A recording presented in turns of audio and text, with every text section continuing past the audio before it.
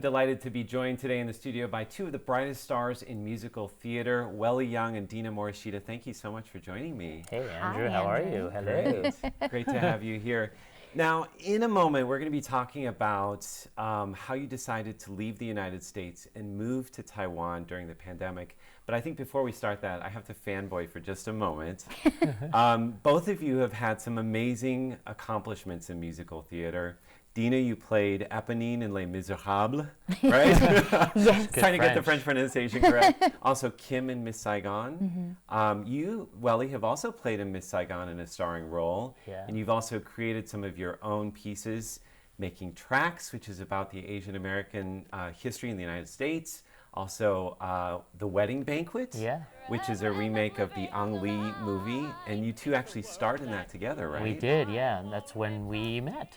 That's how you met. yeah. That's when how you hit it off. Yeah, that's right. Yeah. And that's actually quite an interesting way for you to hit it off because you're playing a part of a gay couple. That's right. Yeah. And you're the woman who beard. you're getting married to. Yeah, the beard. Yeah. And we had a gay marriage on stage before it was legalized in America and in Taiwan. And yeah, so it's amazing to see that movement, the gay movement progress so incredibly quickly over the years. When did that premiere? That was 2003 here in Taiwan, and then I think we were in Singapore around the same year, right? And then in Seattle into 2004. That's amazing. Yeah. So really kind of a groundbreaking musical at the time. Who would have thought, back then that the United States would eventually pass same-sex marriage in Taiwan as well? Yeah, we thought, my co-writer Brian Yorkie, who has since gone on to win a Pulitzer Prize and a Tony Award, we thought this show will be controversial forever. It'll be great because same-sex marriage will never be legal. And it'll be controversial, it'll be relevant. And then, of course, who knew, just probably about 8, maybe 9 years later, or within the next 10 years, it was legalized in both America and then Taiwan recently. Let's talk about what led to your deciding to move from the United States to Taiwan. I think initially when school closed down and we were kind of looking at how the U.S. was handling the pandemic, it did not seem like school was going to pick up again in the fall, and it didn't. We thought, well, now is the perfect time for our children to experience living abroad, which is not something we would have done otherwise. So we really just kind of mulled over the idea, and Welly started making some calls and got them into a school and figured out how to get over here, and things were moving, and we had a date set in June. And then once our date came up, I thought, well, I should probably go and just get all of our medical things taken care of, because who knows what it's going to be like when we get over here. And turns out that I had a breast cancer diagnosis. Wow. So that kind of threw a little wrench into our plans. We really tried to keep Taiwan on the table so that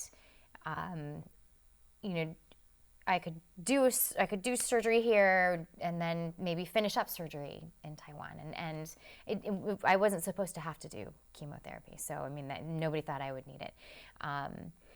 So we thought that I would just kind of do the surgery, and then once I was healed enough, then we would go.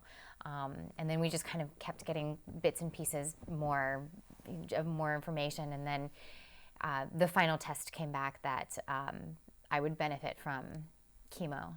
And at that point, it was just like, well, do we stay here and do it here, or do we go and do it in Taiwan? And I think that at the end of the day, what really made the difference was, like he said, just watching our children on their iPads, not being able to go outside, not being able to see their friends, not being able to go to school, and thinking, you know what, if school even goes back, they can't go because I can't catch COVID in the midst of going through chemotherapy. So, we needed. It was just like we have to go. We have to get out of here. I've been impressed at how Dina has dealt with kind of the double whammy. I mean, it's cancer and COVID, and at that time we had, the social unrest. We had protests and fires, that man-made fires, and then we had natural fires in California. I mean, it was a four things happening in California. So I was very impressed that Dina was able to kind of deal with it all so, well and reasonably. Good job. Very nice. It's actually made us closer. I mean, the last year, I would definitely say we've become closer. We actually fight less. We fight less now. Do you want to fight about that? I think having a common enemy always helps. It's like cancer and COVID. We've got a couple there you could choose from, right? Yeah. Welly, were you the person that brought up the idea of coming to Taiwan, or is this something you'd both thought of together? I think I've always wanted, I'm a second generation Taiwanese American, and my roots are like so important to my own identity, and I always wanted our children to have a relationship with Taiwan and know their ancestry, know their homeland, and all those things. So it was always at the back of my mind. And I think before the pandemic, I also was looking for kind of a next chapter or a sabbatical. And Dina said to me, I don't think you should stop working. I was like, well, I just want to do something different. I want to do something different in life. Mid-40s. Needs to retire. Like, And, come on, babe. No, I think you can call it a midlife crisis. Midlife- You can't retire yet. Yeah. Midlife crisis. And when the pandemic happened, I think I quickly realized that the things that they were asking the American people to do were not in the American personality, like to not go out, or to even literally putting a mask on your mouth. I think feels to so many people antithetical to what it means to be American, which is like, freedom of speech. Is like, symbolically it feels anti-American. And we were just looking at the trends and we were like, dude, this does not look good. I remember Dina looked at me one day and she said, I don't want this for our kids. They're just in front of their screen all day long. And we said, well, can we do the quarantine? We were like, 2 weeks for, is kind of a relatively small investment for having a normal life. So we got the visa, and then the second most... 2-week quarantine is nothing compared to what we were doing every we had day. been Wow. We were... quarantined for 6 months, essentially. Basically. Yeah. We could go outside for walks and things like that, but no social interaction with other people. It's like you see somebody walking, you cross the street, because you don't want to inhale their air. It was pretty crazy. How did you tell your kids that you were thinking about going to Taiwan? How did that conversation take place? Funny enough, we had been coming for Christmas every other year. Every other year, we go to Sacramento to see Dina's family. And so we had just been here in December. And our kids, especially our son, loves like Taiwanese food. He loves Taiwan. How old is he? He's 10. And so I think how did we tell them? I think we were just like, hey guys, school's not happening. Want to go to Taiwan? And they're like, yeah. And then, once they figured out, though, that it meant that they weren't going to be going back to school in Los Angeles, things kind of started settling in a little bit, and they were like, oh, wait. But they were still excited. But then also because, we were going to go in June, and then we didn't go in June, and then we were going to push it off to July, and then we didn't go in July, and then August, so it was just kind of back and forth. And so by the time it finally happened, everybody was like, all right, let's go. Pack it up, let's go. We're going. Well, I think the anticipation of coming, they had started to get really excited about it. We told them, they could live a normal life here. Of course, meeting new friends is always a struggle. But then when we had to push off the trip because of Dina's diagnosis and her surgeries, our kids are little, so they really only understand what affects them. So Right. Our daughter was like, well, of course we can't go now because of mom's cancer. And I was like, what the heck? We're like, yeah, it's a big thing. She's going to watch this interview and she's going to be so mad at you. Right? Yes, she is. Well, she deserves it. There's going to be some serious discussions later about this. But I think they got excited about it after they realized, what it would mean, which would mean, a return to a normal life. And we also promised them that they could get a dog when we got here. Have you done that? We did. Oh, tell me about the dog. She's the cutest little fluffy Pomeranian thing that they named Matsu. Matsu? Matsu. Like the goddess of the sea? Yes. Yes, and they love her. So that's amazing. So they're very, that worked. Tell me about the first day of school. Like, you're here in Taiwan, you've gone through 14 days of quarantine, and finally you're starting to experience normal life again. What was that like for you? It was emotional. It was overwhelming. It was kind of it was the end of a really significant period of time. That it was just the four of us all day, every day for 6 months.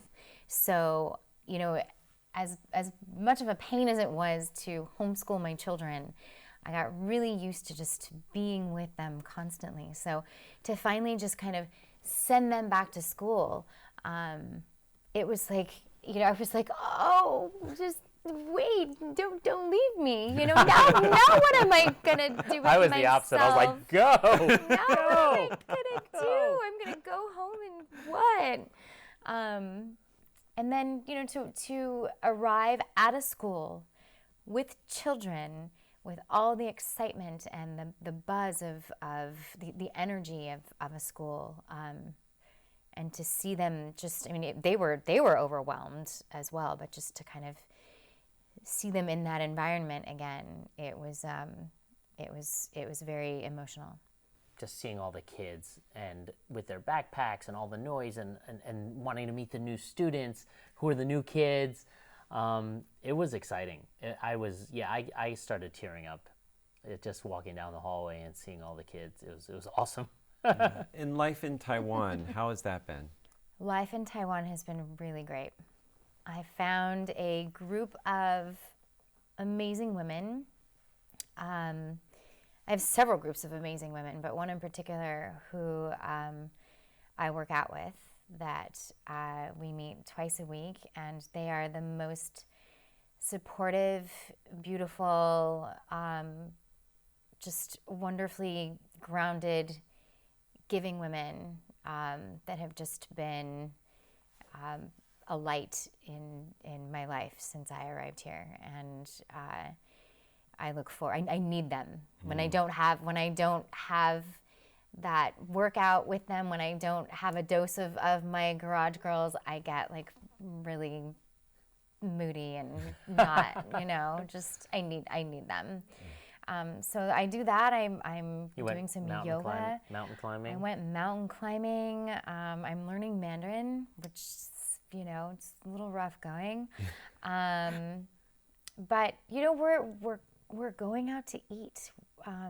We're going on walks and hikes, and it's been very easy to just kind of acclimate to life here. We've sung at a bunch of events already, and just seeing all the people. I've started playing tennis again, which I stopped playing in LA for quite a while. And then of course Dina's been having her treatments once every 3 weeks, and the hospital here has been amazing. Hexin Yiyuan, the Ku Foundation Sun Yat-sen Cancer Center, they have taken great care of Dina, and we're incredibly grateful to them.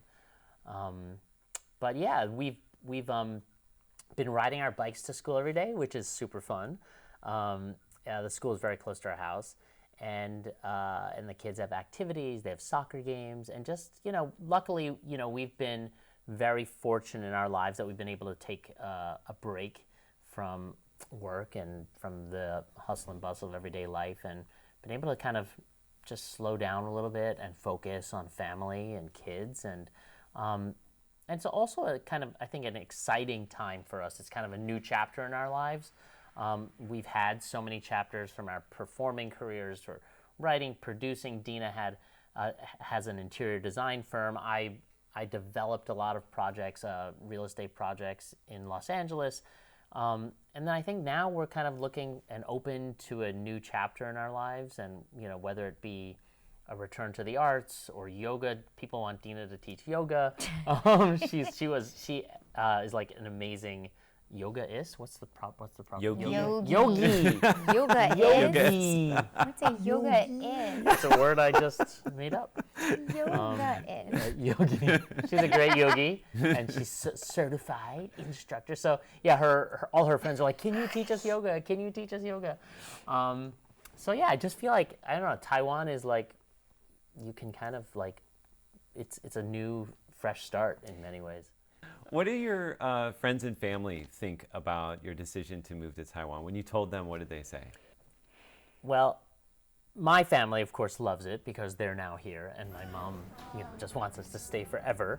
And then my friends in Los Angeles keep telling me, I hope you realize every day what a great decision you've made, because it is, and it's sad because you don't want to kind of show off your life here because you don't want to like rub it in people's faces. But Taiwan has done an amazing job and at controlling this pandemic, and we just feel so fortunate to be here. But no, our friends, I think, are very, very happy for us, especially, if Dina had to do treatment in Los Angeles right now, managing the pandemic, being immunocompromised, I mean, it would be really risky. Really hard. My parents actually were, they were happy that given, all the stops and starts we had to moving to Taiwan, like, one day it was on the table, the next day it was off the table just because of the diagnosis and treatment and back and forth. They were very happy that I still had the opportunity to come here where I could be safe and receive treatment for this. So, they just don't want me to stay forever. Us to stay forever. I mean, a lot of our friends are like, how do we get there? Yeah. I mean, Can we come visit? Yeah. Yeah, I mean, I think after we kind of came out that we had joined the exodus from America, a lot of people reached out to me and asked, how'd you get in? Like, can I go? And do you know other people who have followed suit and are making plans to come? Oh, yeah, definitely. A few of our friends in the U.S. have applied for the gold card as well. Mm-hmm. And there were certainly a bunch of our friends had come here before us. Yeah, and we know a lot of people that either have come already or are reaching out and trying to come. But of course, it is easing up in the United States now, so maybe that will change. But at the same time, I think, especially for like Taiwanese Americans, I think that want to have, an experience living here, it's, a perfect time. There's not really a better time. Both of you obviously have a background in musical theater, as I established at the beginning of this interview. What music has helped bring you through this time? Do you find yourselves singing particular songs, listening to some particular albums, sharing music with your kids in a different way? What if I were to, listen in your household, what would I hear? Our son loves to sing. He was blue and white and green and purple. He was sitting there since late last week. We had the wonderful experience towards the beginning of the pandemic where we did a family performance where the four of us sang together for a fundraiser for a nursing home that both Dina's grandparents had been at. Mm-hmm. And that was an amazing musical experience for us to be able to sing with our children. A million dreams for the world we're gonna make.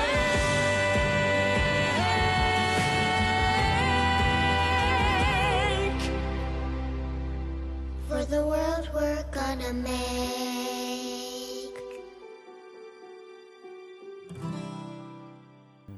You love Sarah Bareilles. I actually love like EDM music. It's just like it gets me like it gets So the weird. energy He going. takes naps to that. I'm like, how do you even do that? It's like, If I were at I'm Ultra, like, I'd just oh my be God. sleeping. That's hilarious. So the kids go to school and then Welly's playing EDM. sleeping, and sleep. playing, even sleeping. No, let's see. What other? I mean, we watched Hamilton when that came out. The kids loved it. They love Hamilton. I think they just they hear songs that they relate to, that they can sing to, and those kind of they stick around. So they'll play them over and over and over ad nauseum, and then we learn them too. Some of them have bad words, Oh, and then they get in yeah. trouble for singing it. Yeah. Well, but that that incentivizes them to play that song. Oh, Then right. they get to say the bad word, and I'm like, no. And any plans for your future time in Taiwan? I mean, there's so many places that we haven't visited, that we haven't, in previous trips we haven't had the opportunity to go explore. So I'm hoping to get to some of those, like Hualien and Taroko. We're gonna go to Kaohsiung for our friend's 50th birthday. We won't mention any names. And we go to Tainan all the time because that's where my family's from, and we always go sweeping the tombs. My kids are like, "Oh my gosh, again!" And I'm like, "You get to light incense." They're like, "Woo, light incense!" And they Fire. get excited. Yeah, fire starter. Bug bites. I'm like, oh my God. I think we'd love to do we've been talking about maybe doing a concert here, maybe a fundraiser for the hospital. That would be a great way for us to kind of give back. I think we feel so fortunate for how welcoming the people of Taiwan have been, and I think we want to be able to give back some way. Well, thank you so much for sharing your story with us. It's great to hear your personal experience and the things that you've gone through to get here and where you are today. And of course, we wish both of you the best of health in the coming weeks and years. Thank you, Andrew. Thank you.